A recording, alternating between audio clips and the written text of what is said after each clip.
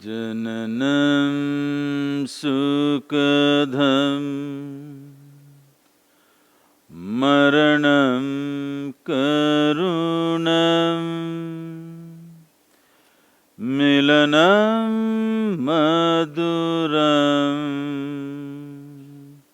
smaranam karunam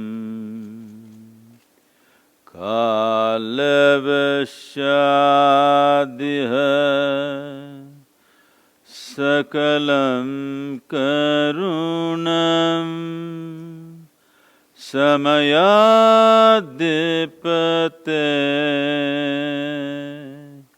akilam karunam.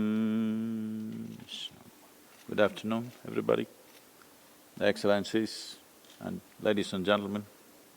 Thank you for being here. Good afternoon, Sadhguru, and good afternoon to Your Excellencies and distinguished guests, and to all the meditators who are watching on the internet right now. I'm so grateful to be here, and it's such a privilege, really, to be here. My name is Maxwell Kennedy, and I learned how to meditate from Sadhguru a few years ago. So we're here at the United Nations, and there are maybe 40 or 60 ambassadors here and 70 different countries and 7,000 people, and we're here to talk about sustainable development. So why did you start with a chant? The chant is an invocation. An invocation means to perform different types of activities. We need to have our energies in different ways. Otherwise, most people have become competent in one way or the other. But if you ask them to do something totally different, they will find themselves totally at loss. This is simply because their energies get directed in one way only. An invocation means you kind of make yourself malleable in such a way that for every different type of action, you need your energies in different parts of your system, and you are able to graduate that, calibrate that in such a way to perform that specific activity. So when I sit here, what we need to do is different from what I was doing when I was walking down here. So this is just calibration using sounds. If we have to know the meaning, it's talking about how birth is sweetness, but death is compassion. It's a relief. We may think death is a terrible thing, but aren't we glad that someday we will die? Suppose we could not die, that would be terrible, isn't it? Suppose we can't die at all. And above all, it is talking about yoga in the sense, the chant is describing yoga as a way of transcending time. When we say transcending time, right now we have a sense of time only because we are so identified with our physical nature. Suppose we did not have a body, we would not have any sense of time. Our body is keeping time. Everything that is time is cyclical, but yoga is a dimension which wants to transcend, which helps you to transcend these cycles and make a journey beyond cyclical nature of life, which is the nature of physical existence. Thank you. I had a teacher at Harvard who was a medical doctor, and he told me a story that when he was a young doctor, he went down to Mississippi, and he saw children there in the United States, this is in the mid-1960s, who were starving. And after that trip, he went to Washington, D.C., and he tried to meet a group of senators, and he went to one after the other, and none of them would talk to him. And on Sunday afternoon, he got my father's phone number at home. My father is Senator Robert F. Kennedy. And my sister Carrie, who runs the Robert F. Kennedy Memorial, is here right now, and my wife Vicki. But he got my dad's number, and he called, and it was Sunday. My dad's with the children, and he said to him, well, all right, why don't you come over and we'll talk. And after they spoke, my dad went to Mississippi, to where this doctor had gone, and when he came back, he wrote this, he said these words, and there are others. On the back roads of Mississippi, where thousands of children slowly starve their lives away, their minds damaged beyond repair by the age of 4 or 5. In the camps of the migrant workers, 500,000 nomads, virtually unprotected by collective bargaining or social security, minimum wage, or workman's compensation, exposed to the caprice of fate and the cruelty of their fellow man alike. And on Indian reservations where the unemployment rate is 80%, and where suicide is not a philosopher's question, but the leading cause of death among young people.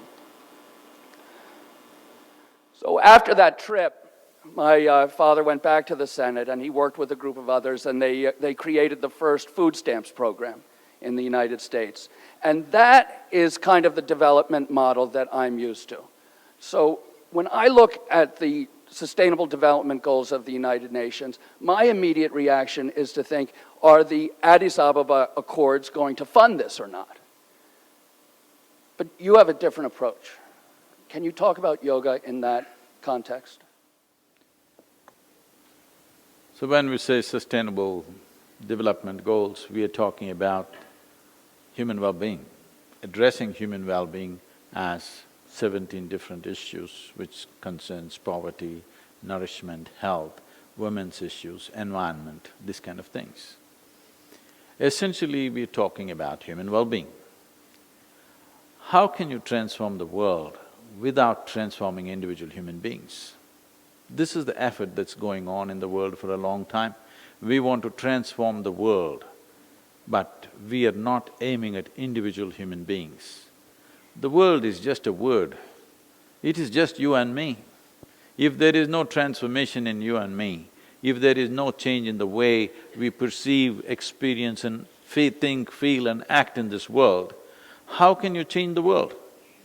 So we can pump in money, we can have projects, they will all go up and go down.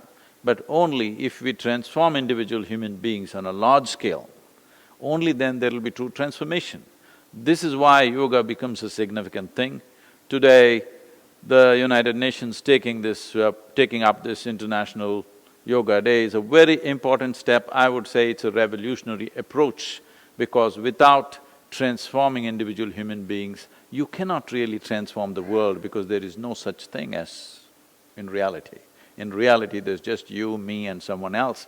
If all of us change, the world has changed. If we refuse to change, we will be only talking about it. I've been to any number of international peace conferences, and everybody's talking about world peace. In one of these conferences, where there were 17 Nobel laureates, I asked them a simple question: is it true that all of you are truly peaceful human beings? Can you put your hand on your heart and say, I am peaceful? They admitted, no, Sadhguru, we don't know how to be peaceful, but we want the world peaceful. How is that possible? What you see as the world is just a larger manifestation of who we are. Sadhguru, you can see all around the world, in Brazil, in the United States, in LA where I live, people are doing yoga. And when we're doing it, I'm stretching out my body and trying to control my breathing. Can you explain what yoga really is and how that can help attain the SDGs? So this fundamental human longing for health, for well-being, for fulfillment of life, when you find a logically correct and scientifically ascertainable way, then we say this is yoga.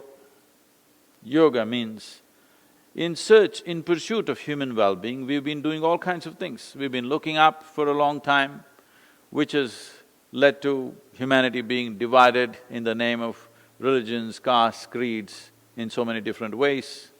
Now in the last 50 years, I would say we are looking out seriously and we are ripping the planet apart. All the environmental degradation that we are talking about is just in pursuit of human well-being. In the last 100 years, definitely, we are the most comfortable generation ever. But we cannot say we are well, because we are not really well. People are not happy, people are not peaceful. That is not happening because we have not addressed the inner nature. So when you address it in a scientific manner, rather than by belief, by philosophy, by ideologies, you address human well-being in a scientific way, this is yoga. The word yoga literally means union. When we say union, what we're talking about is, we're talking about a scientific way of obliterating the boundaries of your individuality. When I say a scientific way of obliterating the boundaries of your individual nature, what this means is, right now as we sit here, this is me, that is you, distinctly clear. But we're breathing the same air, we are a product of the same earth. What you call as myself is just a pop-up on this planet and it'll pop out. But in this little bit of time, we have divided this in such a way that we can't meet. Yoga means you obliterate these individual boundaries, not intellectually, not by belief, not by ideology, but as a living experience. We launched I mean this was there on the video, we launched a very large-scale environmental project in southern India. The fundamental for this came from this. This happened to me when I was in the university, and recently, about 8 years ago, when I happened to be in my hometown, and after a very long time, one of my English teachers came up to me and said, "Now I understand why you would not let me teach Robert Frost." I said, "Ma'am, why would I not let you teach Robert Frost? I like Robert Frost." She said, "Don't you remember you didn't let me teach Frost?" Then I remembered. She came one day, till then we were reading only English poets. She came and introduced the American poet and she said, "Robert Frost, such a great man," and then she started off, "Woods are lovely, dark and deep." I said, "Stop." I said, "A man who calls a tree a wood, I don't want to listen to this guy." She said, "No, this is a very great poet." I said, "I don't care how great he is, he calls tree a wood. I don't want to listen to him." Then when we wanted to start this process in southern India, when we found that rivers were going dry and the groundwater was sinking very rapidly, when I decided we will plant 114 million trees in Tamil Nadu, the simple thing that we did was, I took thousands of people, made them sit under trees, and we set up a yogic process with which they experienced that what they are breathing out, the trees are inhaling. What the trees are exhaling, they are inhaling. And they realized one half of their lungs is hanging out there. Once they realized this, there is no stopping. Even today, millions of trees are being planted on a yearly basis, all done by common people, simply because we brought this yogic experience to them, that they truly realized that one half of their breathing apparatus is actually out there, not here. So, bringing this experience into people, that what you think as myself is not within the boundaries of your physical nature, it goes well beyond that. If this becomes a living reality, then fulfilling these goals that United Nations has for the world becomes much more possible than the way it is right now, where we are trying to push in one way, but a whole lot of people are pushing in the opposite direction, because they don't even see it as theirs. Thank you, Sadhguru. I wanted to point out this incredible thing about the tree planting project, is that Sadhguru insisted that the trees be planted on small plots of land, less than half an acre, and half of the trees are fruit trees, and then half of them can be used for firewood, so that the people who live on these lands are benefited from them, they take care of the trees, and those trees actually really grow. And one of the things that's really working on is poverty. And when I look at the world today, and I see, especially in the United States, this incredible gap between people who have capital and people who don't. And it's a very disturbing sign to me, the gap between rich and poor. Can you talk a little bit about how yoga would address that in terms of sustainable development? So we must understand this, that we have chosen an economic model which is all about everybody for himself or herself. There is no larger commitment to humanity as such, because that is market economy. Everybody does according to their own capabilities and skills and grab what they can grab. It's literally shoot and scoot economy. But we have gone for this simply because the socialistic, communistic ideas have unfortunately failed, not necessarily because they're bad, because human beings are not ready for it yet. That is, poor people who had nothing wanted to share, the rich never wanted to share, so it became a joke in the world. If rich had the consciousness to share, communism would have been a great idea, but the poor want to share, rich don't want to share. So that is the same situation here, and this is the same situation building up everywhere else in the world. Is this the best way to run the world? No. But do we have a better idea? No. So, because right now we are in that place. So the only thing that we can truly do is that we bring what we are referring to as yoga, as a living experience. Yoga does not mean twisting your body, yoga does not mean standing on your head, yoga does not mean holding your breath. Yoga means in some way you have transcended the limitations of your physical nature. You are beginning to experience life as a larger possibility, not just this physical form that you are. Once this becomes a living experience, sharing and living together will become a common experience everywhere. Does it mean we are going to start communes and everybody will live together? No, we can run businesses in a more inclusive way, we can create a more inclusive economic model, and this need not be done by government policy. This can be done by private individuals because there are companies which are almost as large as nations today. There are companies which are bigger than nations. So it is very much possible that business can be run in a more inclusive way. Right now we are thinking only of profit. Our idea of profit is very short-term kind of idea. If you really want to run your company, if you are thinking in terms of your company prospering in the next 100, 200, 500 years continuously, then it's very important that you make your customer your partner, that you make everybody else in the society your partner. Whatever you're manufacturing or whatever you're selling or whatever the business sees, whether you're selling a safety pin or a computer or a spacecraft, essentially the business is about human well-being.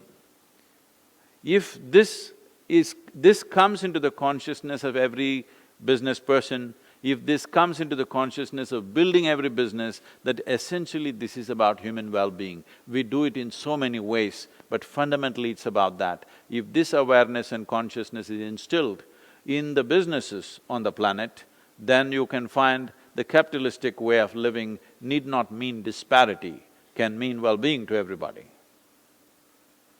Sadhguru, I read the other day that for every dollar in government investment in developing countries, that there's $7 now in private investment.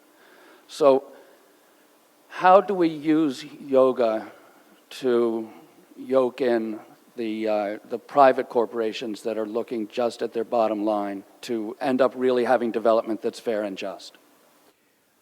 In the last 20 years, I have largely focused on the business leaders because there was a time a few hundred years ago where the most influential leadership on the planet was religious leadership.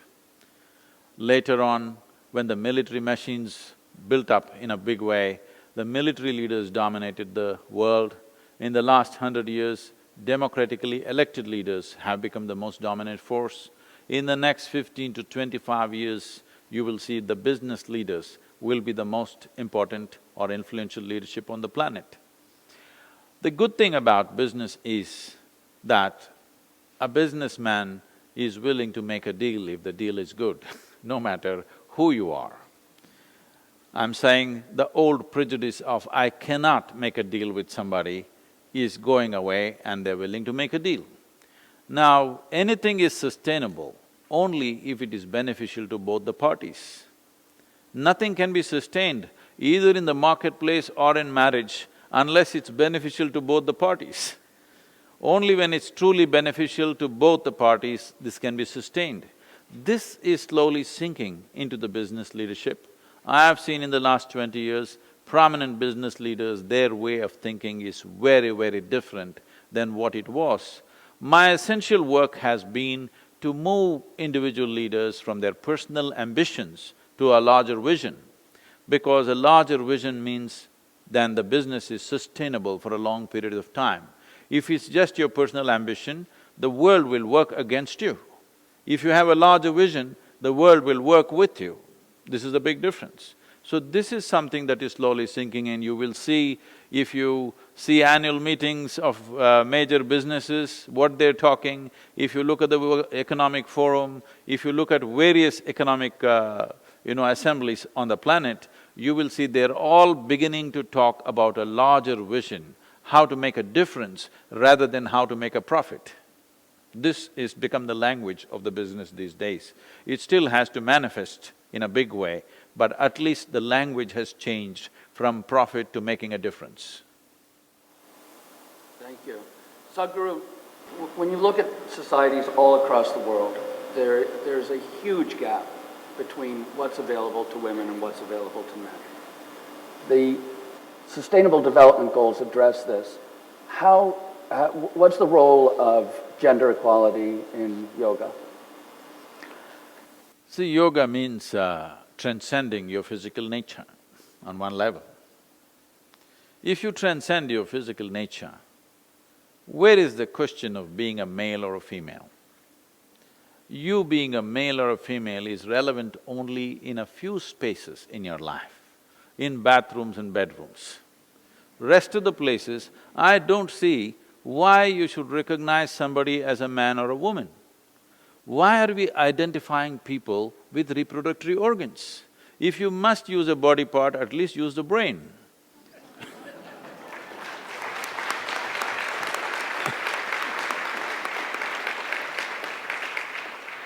I think a small gender difference that is there between us to fulfill a certain aspect of our life is being stretched too far. I think this is from another period where it was not possible for a woman to participate because of variety of physical situations in the world. And that is largely leveled today in most parts of the world, and it's rapidly changing everywhere, I would say. I think a more active effort is needed, at least by law in most nations it is 100% equal. By practice, there is still discrepancies which has to be worked at. I feel it's a generational thing.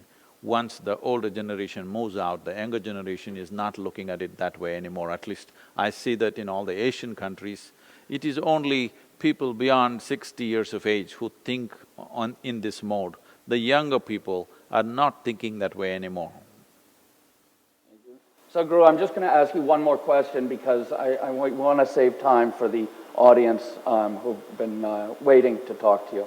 And can you tell about how you conceive the world in 30 years? What I see is, for the very first time in the history of humanity, human intellect is sparking like never before.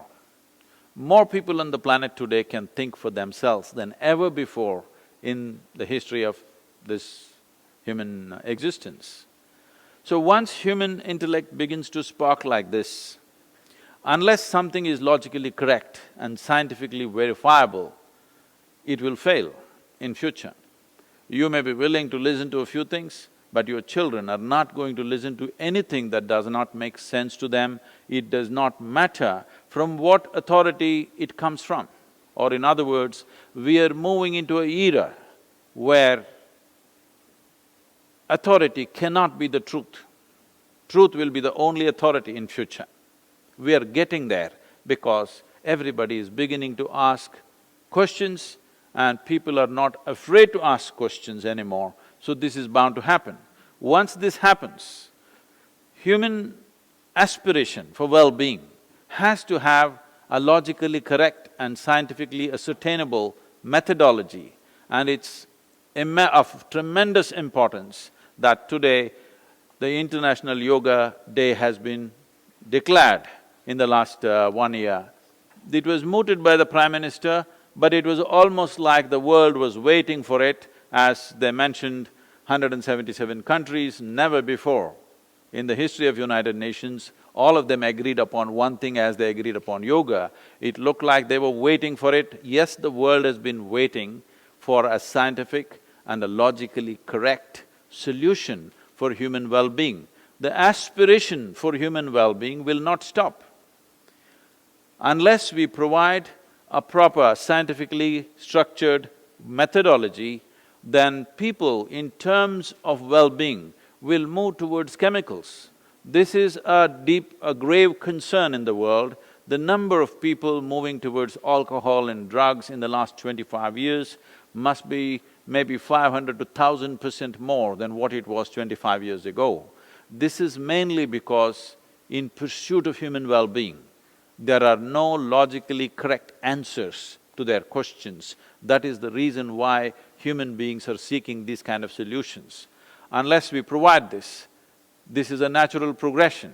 I see in the next 30 years to 50 years, there will be a big movement towards a scientific process for inner well-being. And this is the right time to be here at this forum and this yoga becoming a worldwide thing. We must understand yoga is not an Indian thing. If you want to call yoga Indian, then you must call gravity European, okay?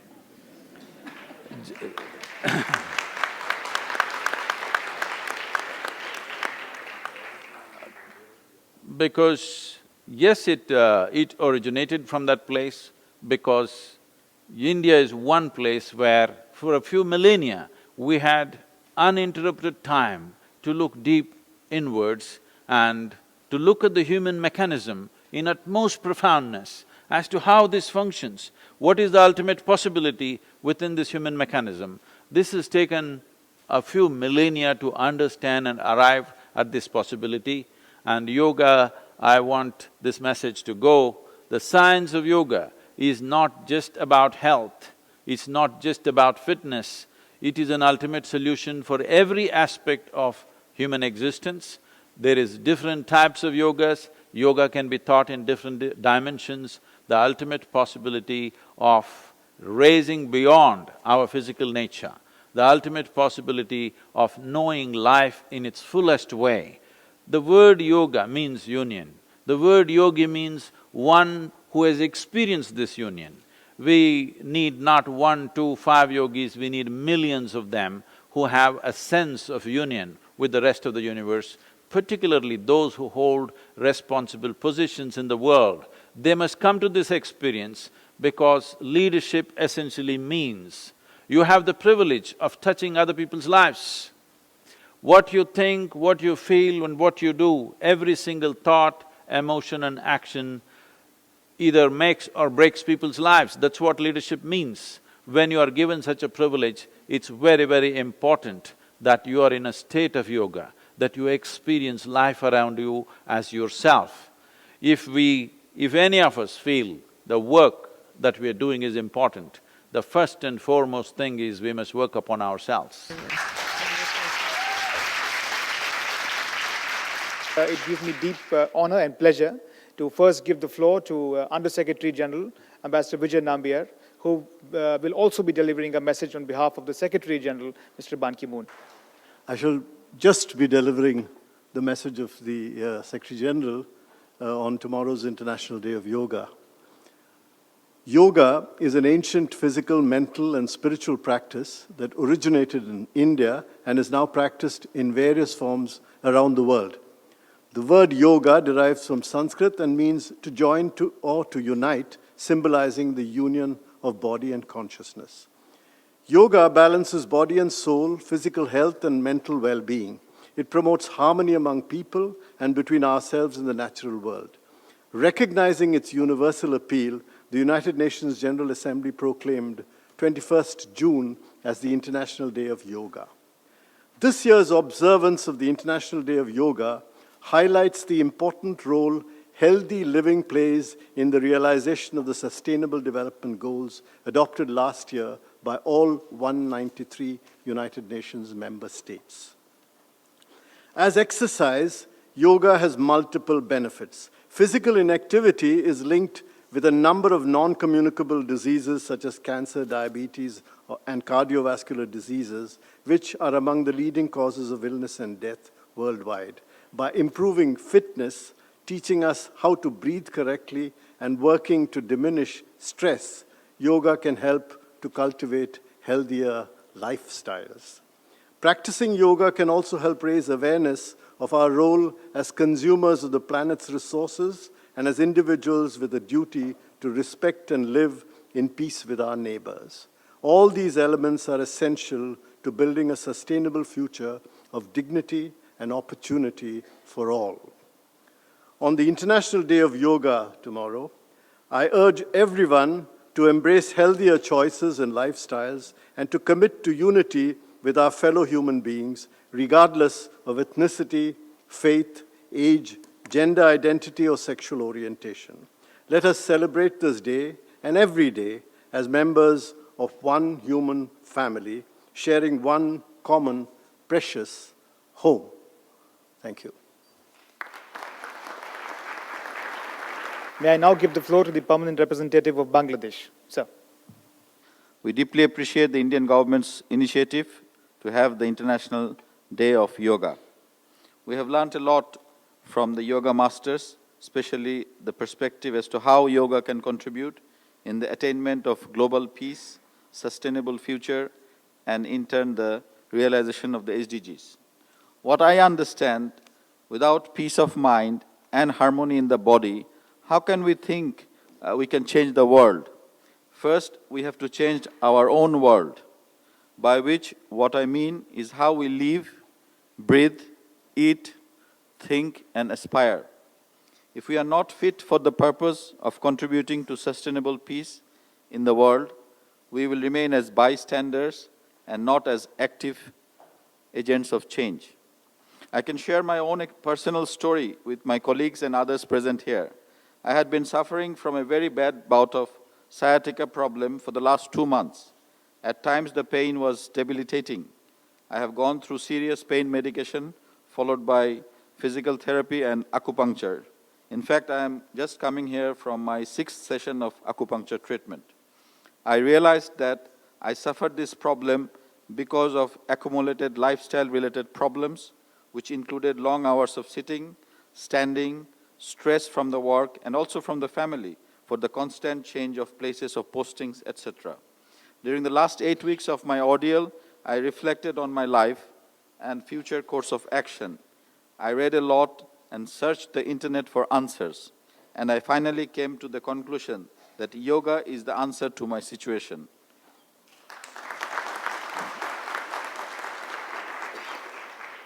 Although I did some yoga in my college days, my biggest mistake was that I discontinued that. Perhaps if I continued, I would have never faced my present predicament. Now, the Bhujangasana or cobra position, which is also known as Mackenzie something, is critical for the health of my spine.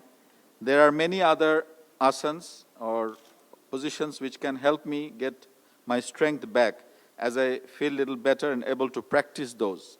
The asanas will not only help gain my physical strength, but it will contribute to my mental strength through the meditational aspects of yoga. I thought I will share my most recent experience so that others like me in similar lifestyle situations can also learn and prevent the situation that I am in. Let's do yoga every day and not just one day in the year. Thank you. May I now offer the floor to the distinguished permanent representative of Georgia. Excellency. I was thinking about asking questions, but in fact, it's not as much as asking questions, but how what you told us echoes in all of us.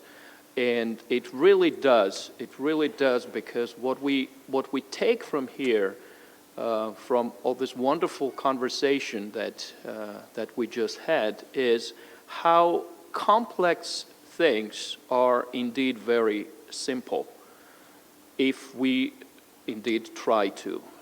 As a person who is really honored and humbled to be here as a representative of my country, who was one of the 177 who co-sponsored Yoga International Day, I'm also a practitioner, or rather a very bad student to the school that I'm attending.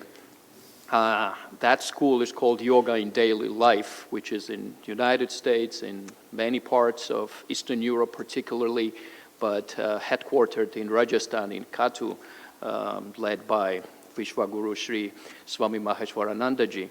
And what I learned from my personal experience, because after all, the oneness is sharing these personal experiences also, is what Patanjali said, that it's about having your mind free of disturbances.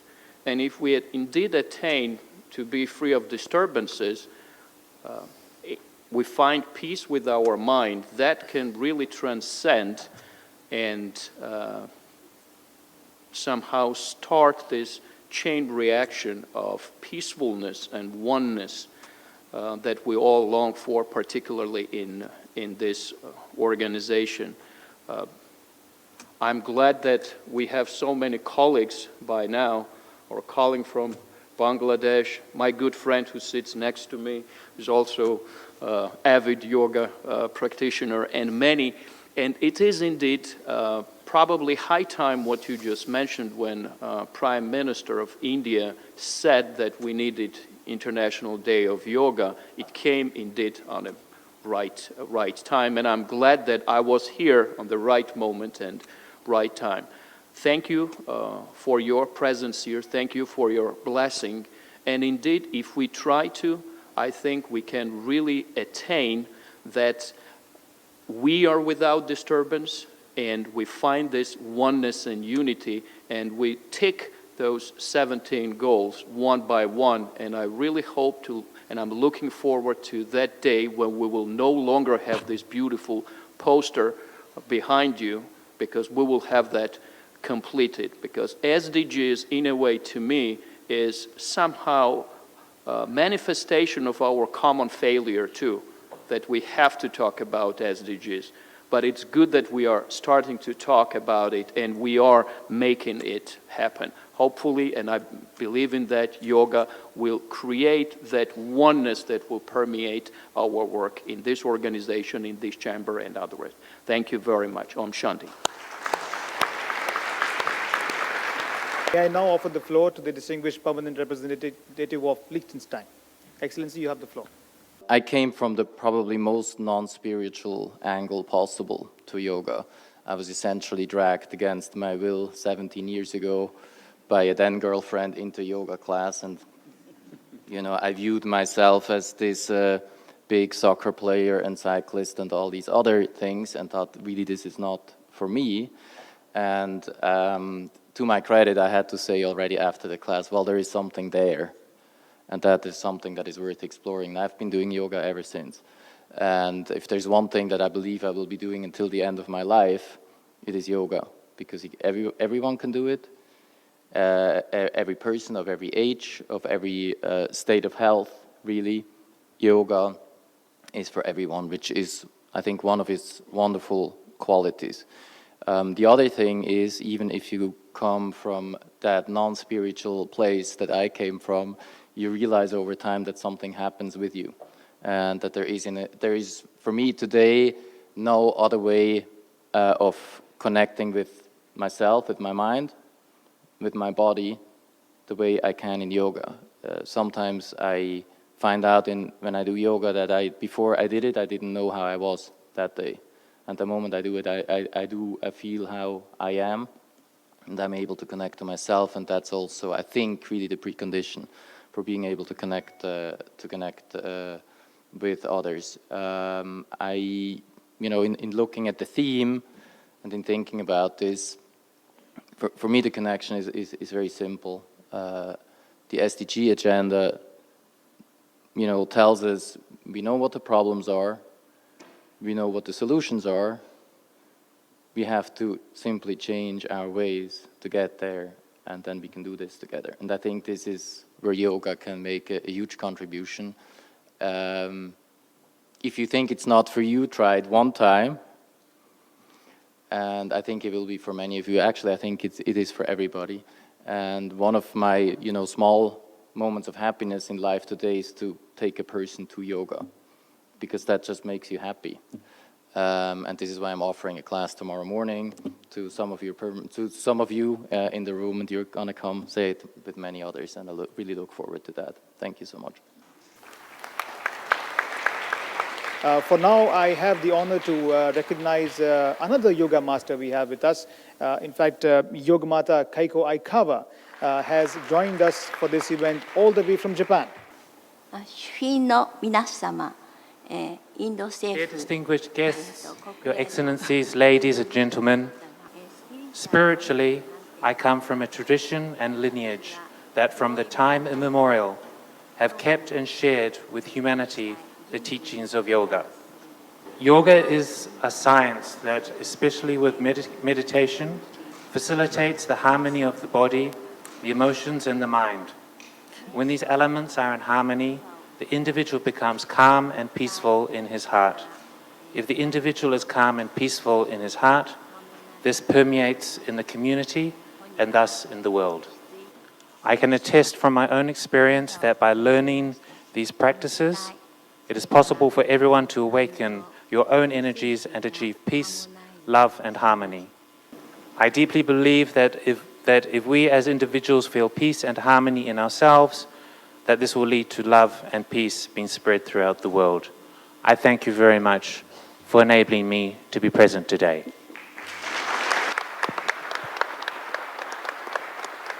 Thank you, Yogamata, for that message of love.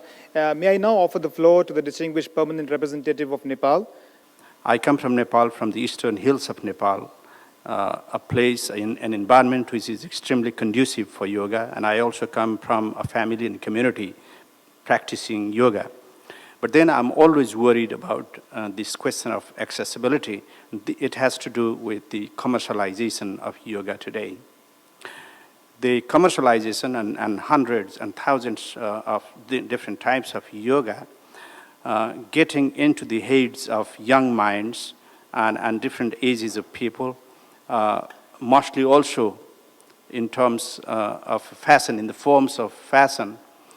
What would be your wise guidance to us to deal with the perhaps unnecessary or over-commercialization of yoga? Whatever becomes reasonably popular, there will be enterprise around that. You shouldn't be surprised when you step out on the Times Square, people will be selling yoga t-shirts and yoga whatever, okay? We shouldn't be distracted or disturbed by these things. This is a part of a social thing, it happens. At the same time, the core of yoga is not disturbed in any way. On the surface, there are small distortions here and there. I would say for the larger public to start with, like this year when, about 4 months ago, when I came to know that over 9,000 children below 18 years of age committed suicide in India and over 1,700 below 13 years of age committed suicide. I just thought, if our children start committing suicide, we are doing something fundamentally wrong. A child is a fresh life, a child is an exuberant life. A child should be a bundle of joy, but instead of that, they're deciding to take their own life, which is deeply disturbing. This is not a statement about the child who took his life, but this is a statement about all of us. What are we doing with our societies? So, off the cuff, I said, let's touch 10,000 schools. But today, with the cooperation of various state governments, we are touching nearly 30,000 schools, over 20 million children. Why I'm saying this, why this has become possible is because we are offering what is called as Upa-yoga. Upa-yoga means pre-yoga or sub-yoga. Why this effort towards Upa-yoga is, if you offer yoga, however innocuous the practice may look to start with, it has a spiritual dimension to it. Transmitting spiritual dimension to an unconscious population who are not ready for it, and without a certain level of expertise in the teachers, could be responsible over a period of time. So, we are teaching Upa-yoga, which has mainly physiological and psychological benefits, and here you can't do anything wrong, it's on the video, All the teacher has to do is make corrections and make sure people are not doing it wrong. I think it's a good way to spread yoga in the world is through Upayoga. Upayoga, the word Upayoga in Indian languages today has acquired the meaning of being useful, but actually it originates from this, that it's a pre-yoga or sub-yoga, or a startup yoga it is. And it's best to start that way with large populations, because when you start off an unconscious spiritual process for people, many of them may not be ready for it, even if it's a good thing. Even if good thing happens to you when you're not ready for it, things may not work very well. So, Upayoga is a very distinct way and a safe way to take yoga to the world large scale. After this happens, once they feel the benefits, once they experience what difference it makes, they will naturally seek yoga in a more serious manner, and that is when yoga should come into their lives. This could solve the concern that you expressed, but at the same time, somebody is doing something funny in the name of yoga, it doesn't concern me, because those things will always happen. But it's good that even commercial establishments are talking yoga. This means it's really on. I will now call upon Mr. Herman Bravo, who is the president of the Yoga Club right here at the UN. Mr. Bravo, you have the floor. Yoga is more than an instrument of personal transformation. Yoga has, as many of the speakers have mentioned, particularly Sadhguru, a social dimension. All that because the word yoga, as Tao remember us, yoga means union. Union between the body and the mind. Union between us and other human beings. Union between human beings and nature. And it is because of that interdependence and that interconnection that we are able to solve many of the problems. We have many problems, but we have to be optimistic, because the solution is by changing ourselves. Many of these strategies organized by the UN, they have a political meaning. They have the access to technologies, and they have the will at the political level. But all that is not going to work unless we go at the individual level. Yoga means personal transformation. And because of that, the International Day of Yoga should be a wonderful opportunity to remind all of us that every day in our life should be a yoga day. Namaste. Thank you. I now give the floor to Ms. Neta Menabde, who is the Executive Director of the Office of the World Health Organization here at the United Nations. Ms. Menabde, you have the floor.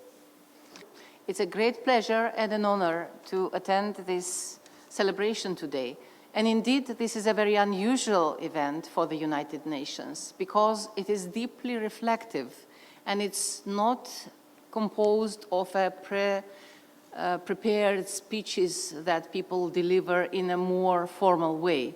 It actually moves all of us here to think deeply of what is being said, what is being done, what is being conveyed by you here, and how we can individually and collectively respond to this call of the International Yoga Day.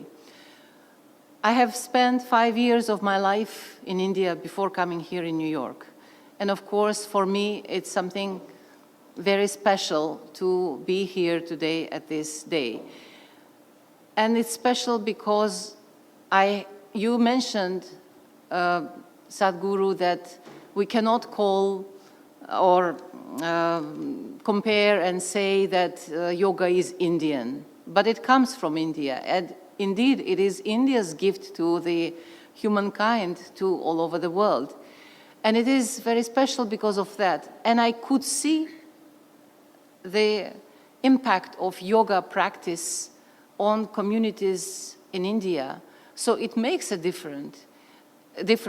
And this is why this is such a great gift of civilization. The whole country in India, every quarter of it, breathes essence of yoga. And it is the civilization calm of yoga that has moved me when I was there. In my work, we are dealing with health issues. It is no news now that yoga is very good for health. But we also know now that health is no longer a standalone one of the Sustainable Development Goals. It is actually determinant for any other goal to be achieved.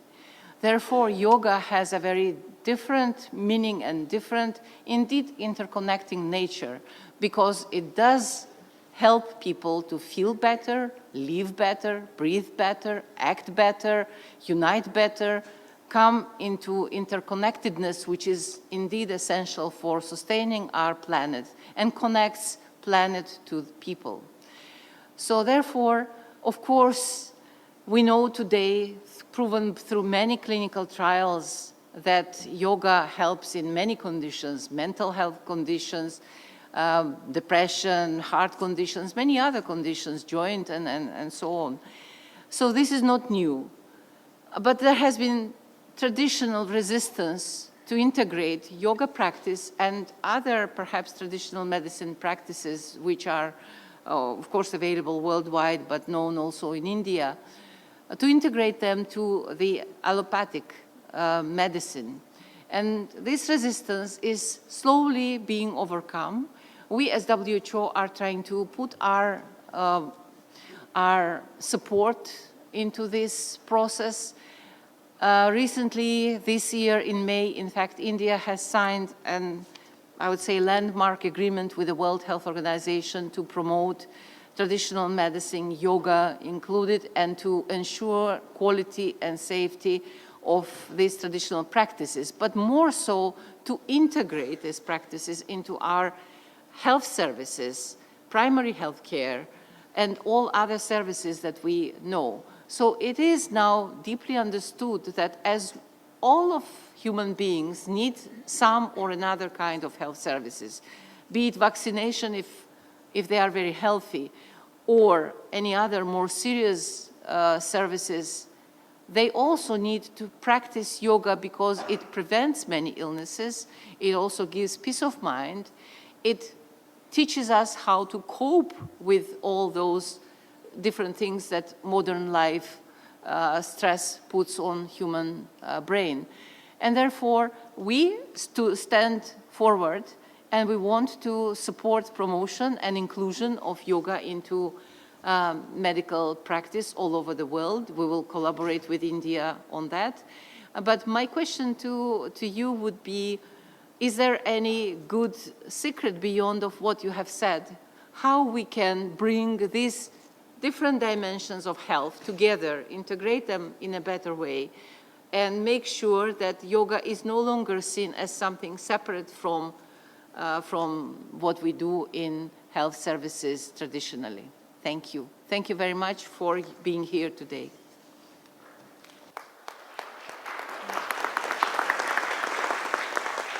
When our commitment has to shift to health, not to a particular system. People are married to a particular system most of the time, and they defend that system at any cost, no matter what. Every system in the world has something to contribute. But instead of being committed to health, we are committed to those systems. Because of this, there has been a lot of dislocation in how health can come about. So in southern India, in the rural part of Tamil Nadu, we brought this about, these 5 dimensions: allopathy, Siddha, Ayurveda, Unani and yoga together practice along with the naturopathy way of doing things. It has done miraculous things to the populations. We were the first pilot project by the Ayush project when it started 10 years ago. Now Ayush has become a ministry. I think yesterday or in the last week they have declared a Ayush University, which means Ayurveda, yoga, Siddha and all these things put together. This we started almost 15 years ago, and today it is an active part.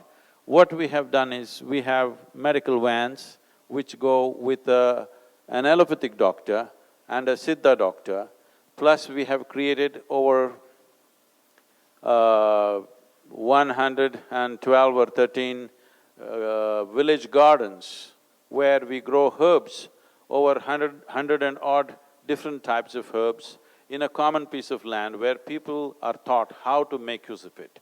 For small things like stomachache, headache, fever for the children, diarrhea, these kind of things, all our grandmothers knew how to treat this.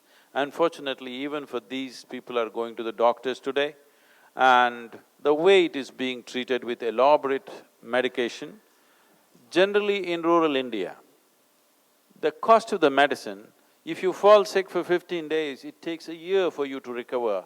With the economics of the family, gets hit for almost a year.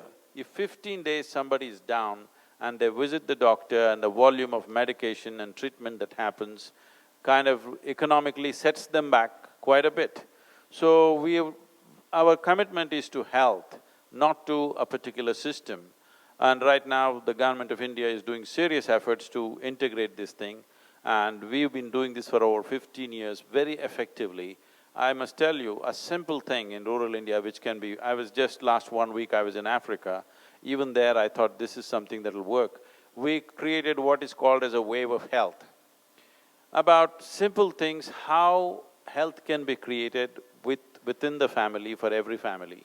One of the things that was done, I won't go into all the details, one simple thing we did was, every home should have a papaya tree, a banana tree, a murungu tree and a patch of greens. This transformed health situations in such a big way. You won't believe such a small initiative, such a simple initiative, what a difference it has done to people's lives. Like this small initiative can be brought because considering the economics of those families, it's very important we need to come up with solutions that works for them. In this, yoga practice has a significant role because creating a vibrant, healthy, vibrant and effervescent population is very, very important to fulfill the sustainable goals. If we don't create that kind of population, we will be only talking about sustainability, it will not happen. We need to create this, and the goal is the tools of self-transformation should not be in the hands of a guru or an organization or some other authority. The idea is to bring this into everybody's life. Like today, everybody owns a toothbrush, which has created oral health. Just like that, everybody should have some tools for self-transformation. It is with this kind of commitment that we are going ahead, and there is a big support now in the world, wherever we go. In the remotest parts of Africa that I was there in the last 1 week, it was incredible to see that all of them know about yoga. I know this 25 years ago when I went into rural India in a big way, they knew what is Coca-Cola, but they did not know what is yoga. But today in the remotest part of Africa, people know what is yoga. This is transformation in many ways. Thank you, Sadhguruji. And Tao, would you like to reflect on this question? I'd like to thank you all. There's been so much beauty in this room and so much intelligence of what the world is all about and what we are all about and what we're going to do about it. And I think that it's absolutely fantastic to sit here and listen to all of the things that I've pondered for so many years and wondered about, not always finding the answers. But today was a revelation and a very special thing to happen to the whole world. In this room, you've started something that we've needed for a long time. It's out in the open now. Yoga is beautiful, but yoga is only beautiful if we use it and we make it part of our lives. I want to thank you all. I now give the floor to Mr. Rajiv Lalla, who has joined us all the way from Texas. If you could help us understand the role of a guru, of a teacher, not in the true academic sense where a STEM professor teaches me science and technology, but rather coming from humanity and that union among all of us. When you say a Sadhguru, you're saying an uneducated guru. That's what it means. Because you don't come to a Sadhguru to know about the scriptures, you don't come to Sadhguru to know about rituals, because the only thing that I know is, I know this piece of life from its origin to its ultimate, and this is all I know. By knowing this, by inference, you know just about everything because everything is made the same way. Today there is something called as a constructional theory, where they're talking about how the atom and the cosmos are essentially fundamentally same design, only the sophistication and complexity is multiplying. So the amoeba and you and me are made the same way, only the complexity has multiplied. Having said that, in what way is a guru relevant means, you're trying to walk on uncharted terrain. Every year, I trek in the Himalayas, in Nepal and Tibet. Once you go into the mountains, that illiterate Sherpa who is there, who has not been to school, but if he says right, you turn right, if he says left, you turn left. You better do that, otherwise you won't come back. You do that because he knows the terrain. The same goes for this. This is just an inner terrain. It's best to walk with somebody who's already walked the path. Otherwise, simple things will become complicated. What is next door, you will go around the world and come back to it. All this complication about, for example, today if you utter the word meditation, people think something very difficult to do. To put it simply, first of all, the word meditation, English word meditation, does not describe anything in particular. If you sit with your eyes closed, they're saying you're meditating. With your eyes closed, you can do japa, tapa, dharana, dhyana, samadhi, shunya, there are any number of things you could do. Or you might have just mastered the art of sleeping in vertical postures. It happens. So, when we say meditation, we must understand it's not an act, it is a quality. It is like you want flowers in your garden. If you want flowers in your garden, you don't have to sit there and do flower meditation. You don't have to think flowers. You have to think soil, manure, water, sunlight. Have nothing to do with flowers. But if you do those things, flowers will happen because it's a consequence. Right now, because we have gotten into this madness of being a goal-oriented society, we are interested in the flower, we are not interested in the plant. This is the fundamental that the yoga will change within you. You understand that you have to handle the process right for a consequence to happen. So in yoga there is a saying that if you're goal-oriented, your one eye will be on the goal. That means you will find your way only with one eye, which is an inefficient way of doing things. If you use both your eyes to find your way, it's much more efficient. So, why is a guru needed? It can be done without it. I'm asking you a simple question. Even to learn ABC, the alphabet, you needed a teacher. But you could have learnt it by yourself, maybe you would have taken a lifetime, but the teacher taught it to you in a month or two. That's a big difference. So, like somebody was talking to me and they asked, what is this guru about? I said, this is the GPS, a living GPS, a guru positioning system, you know. If you want to find your way, it's best in uncharted terrain, unknown terrain, it's best to walk with somebody who's already done the terrain once or many times. Otherwise, simple things will become very complex. And it's my pleasure to recognize Ms. Denise Cotto, who is the chair of the International Yoga Day Committee at the United Nations and an executive board member of the United Nations Staff Recreation Council Enlightenment Society. Denise, you have the floor. The International Day of Yoga Committee at the UN came into existence last year in the summer after the first International Day of Yoga. Sri Chinmoy, years ago, his vision was to have peace meditations with the staff, and he started the yoga club, which German is the president of. How do you see the UN system, meaning the secretarial staff who work here, the diplomats from the different countries, business, and the NGOs, civil society, who try to implement the SDGs? How do you see yoga bringing us all together? Thank you so much. This is being said again and again about peace. So we need to look at this. When we say peace or mental peace as people are talking about it, today even so-called spiritual leaders are talking about peace being the highest goal in one's life. But I would like to ask you, please look at your life and see, if you want to enjoy your dinner tonight, even if you're not ecstatic, at least you must be peaceful to enjoy your dinner. If you want to enjoy the people around you, at least you must be peaceful and happy. If you want to enjoy a walk on the street, you must be peaceful and happy, otherwise this is not possible. So what is very fundamental to… a fundamental requirement in our life, unfortunately we are pushing it as an ultimate goal of our life. To be peaceful is not the highest thing, it is the most basic requirement. If a human being cannot even be peaceful, there is really nothing that they can do. This means that you're not even able to harness your body and mind the way you should.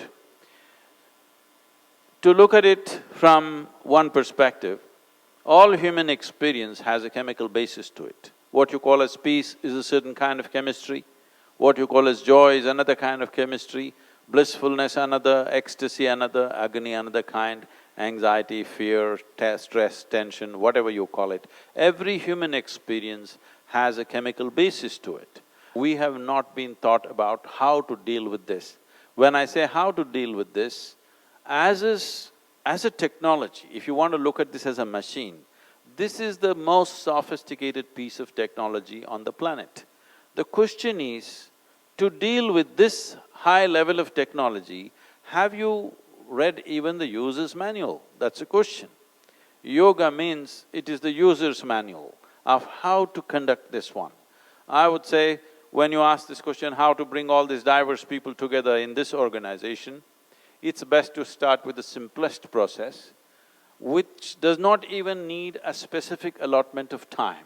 This is where Upa Yoga will become useful. People can sit in their work spaces and right there they can do it 3 minutes, anytime they feel like it. It does not need a specific condition, it does not need a specific time. If they see the benefit, which they definitely will, in a matter of 2 weeks' time, they will see a distinct benefit doing it wherever they are.